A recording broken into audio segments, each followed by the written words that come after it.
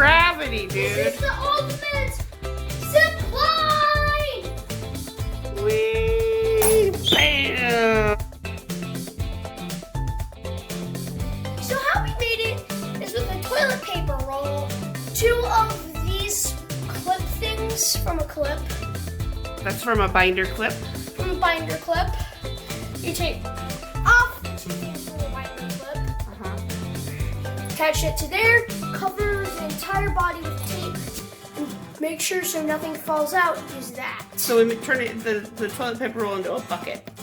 Yes. Okay. So that's how it works. Oh, is there stuff in here? It sounds like there's stuff in here. Yes. To make it heavy? Oh, don't pull too much. There is 3 keys, a dime, and a nail. Okay, so we put some weight in there. And then what's this line? Is that a clothesline? Oh, yes. And it's hanging This is on how my it works. jacket thing. So what makes it work, Colin? What's Weight of the thing and the drag force of this. what's the force that makes it work? The friction. Well, that slows it down. What makes it fall? Gravity. Oh, gravity. Bam!